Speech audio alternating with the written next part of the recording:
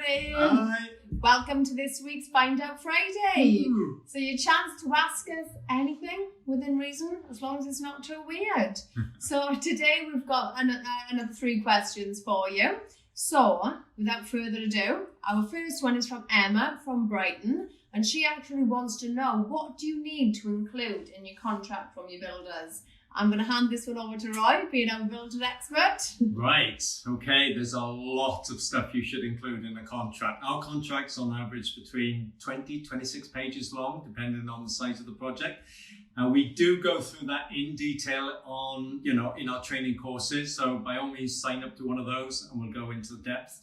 But 2 of the main things is 1, a payment schedule, okay? So whatever project you decide to get your builder to do, break it down into segments and only pay, okay, what is agreed after each stage payment. So for example, if you've got a project that's 10 grand, for example, and you've got 3 or 4 stage payments, you only pay what you've stipulated in the contract when that work is done. So the builder knows exactly what he's got to do to get some money. Very, very important, okay? Communication is always a good thing.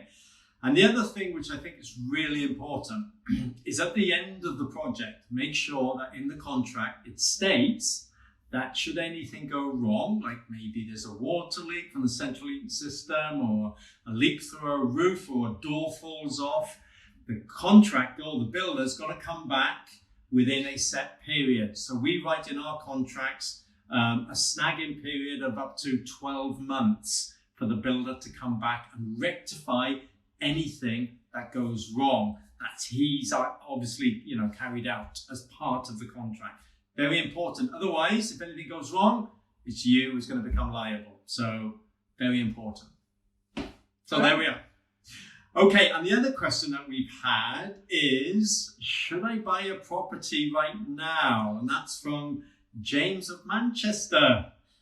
Well, I haven't got a crystal ball, I'm afraid. I would absolutely love one, but I don't know. I don't think anybody knows, really. This isn't a financial crash like it was in 2008. Things are different.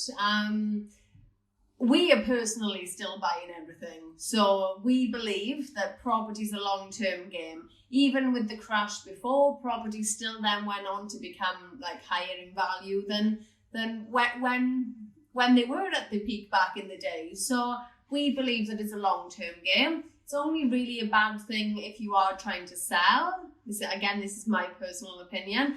So we make sure we've got the 2 exit strategies. We can flip the house or we can rent the house out.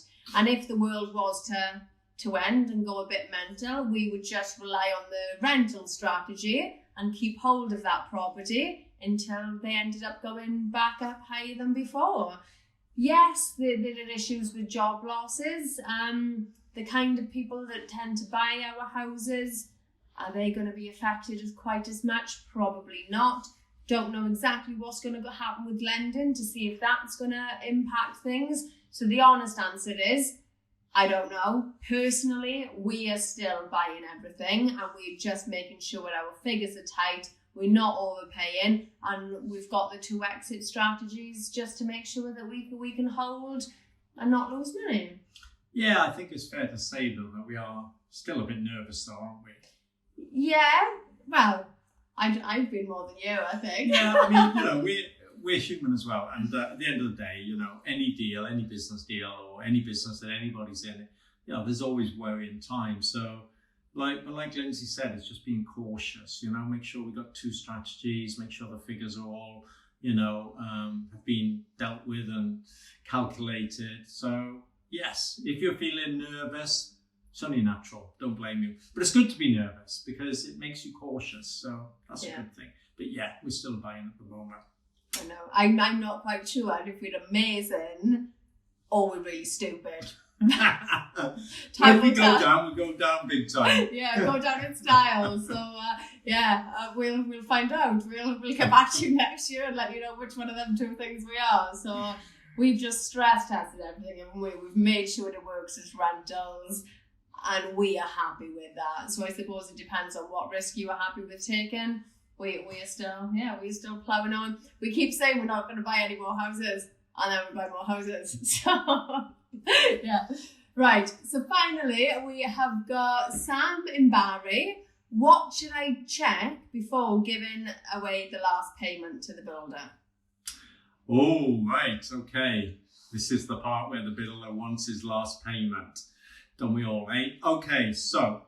Oh, in case you didn't know, keep an extra payment back at the end for snagging. Don't give him all the payment first. You want to make sure that you've got money left at the end to make sure they come back in and finish it. Yeah. I mean, a good builder will welcome that anyway, because it gives you confidence that he's going to do a good job. So if he agrees for you to hold back in the contract 10% as a final payment, as and when the job is completed, that's a good thing. That's a good sign, I think, from a builder. But yeah, definitely do that. Okay, so when you write your contract, withhold at least, well, up to maybe 10% of the value of the project, maybe more. And you don't pay that until you've gone through the whole property, you've checked everything, okay? You're 110% happy with the finish, the decor, everything, okay? If you're not happy, then obviously you discuss that with your builder and tell him why, give him the opportunity then to come back and rectify what you're not happy with. It's called a snagging list, okay? It's very, very common, okay? It might be that there's a scuff on the wall, or there's a cracked tile, or a scratched piece of, door, damaged door, whatever, okay? Check everything thoroughly. And then if there is something wrong, get your builder to put it right, and then tell him you'll pay him whatever, outstanding amount is due. Don't pay it beforehand. Even if the builder tells you it's been done, okay? Do not pay it until you've checked it. And then the last thing to do is to ask your builder for any certificates for the project. So in other words, if you've had to involve building control, you need your building control completion certificate from your builder, okay?